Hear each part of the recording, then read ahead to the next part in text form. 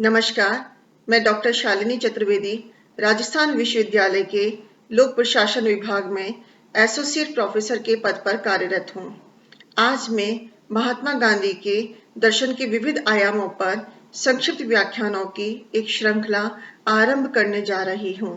राष्ट्रपिता महात्मा गांधी भारतीय परंपरा व संस्कृति के प्रमुख उपासक, कर्मशीलता के अवतार तथा तपस्या की एक ऐसी प्रतिमूर्ति थे जिन्हें प्राचीन काल के ऋषि, मध्यकाल के संत तथा आधुनिक युग में महात्मा के नाम से जन सम्मान प्राप्त है। वे एक ऐसे विश्व आख्यान हैं जिनके जीवन से, जिनके नाम से विश्व की 3 पीढ़ियां सुपरिचित हैं।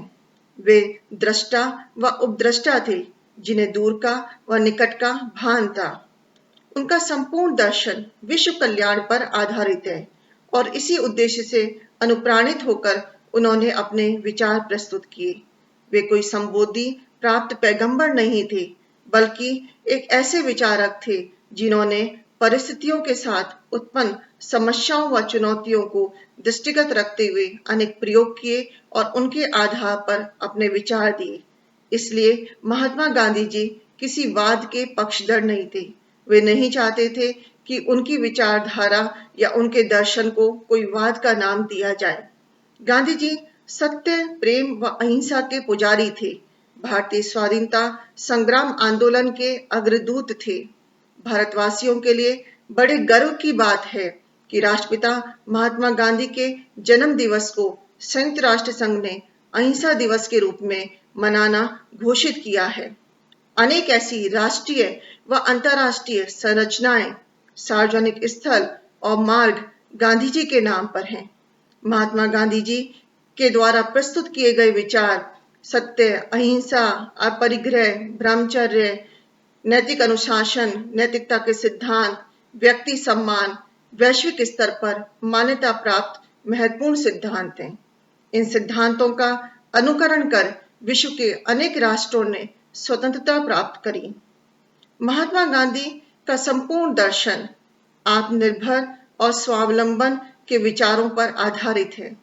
आज हम आत्मनिर्भर भारत की बात कर रहे हैं।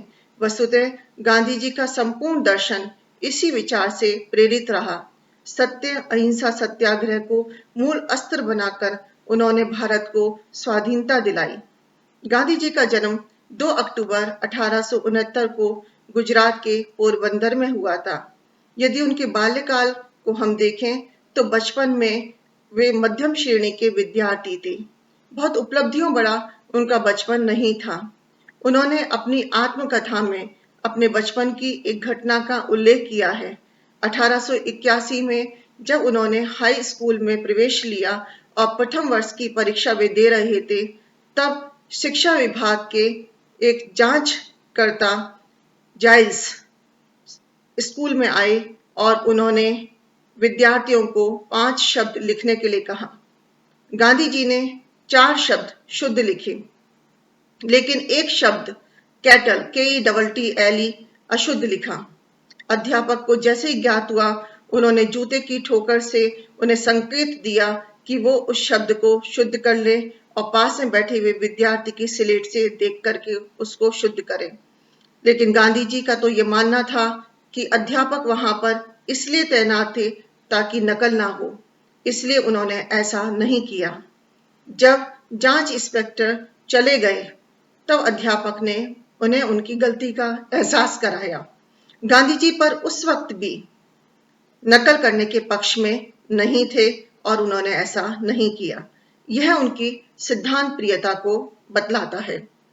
गांधी जी बचपन में अपनी मां के व्यक्तित्व से बड़े प्रभावित थे।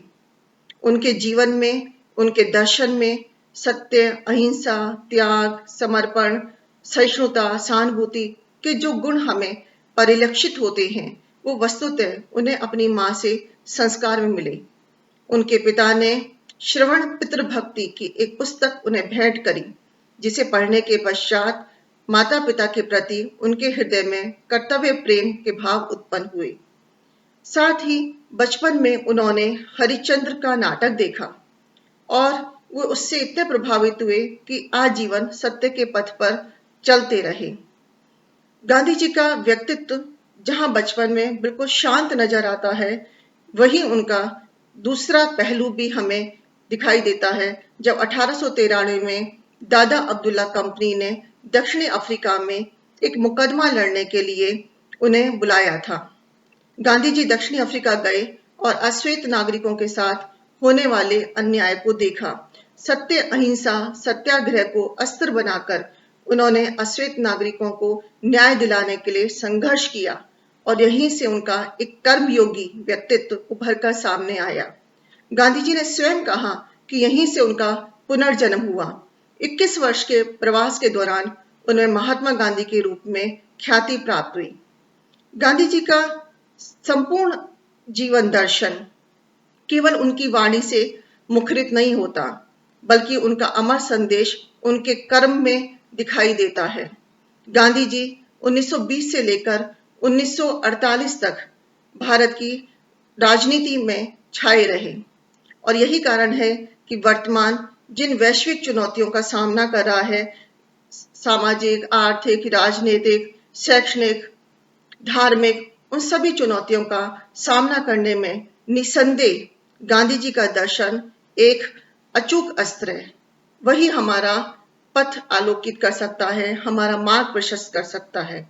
इसी उद्देश्य को दृष्टिगत रखकर संक्षिप्त व्याख्यानों की ये श्रृंखला आरंभ की जा रही है। मैं आशा करती हूँ कि सुधी श्रोताओं को इससे निश्चित रूप से लाभ प्राप्त होगा। धन्यवाद।